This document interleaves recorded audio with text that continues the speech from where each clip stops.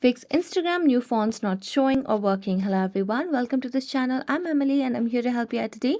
So without any delay, let's get started. So first of all, launch the Play Store application and make sure that you have the latest version of the Instagram application. As you can see on the screen, I do not have the option of update over here, which means we have the latest version of the Instagram application.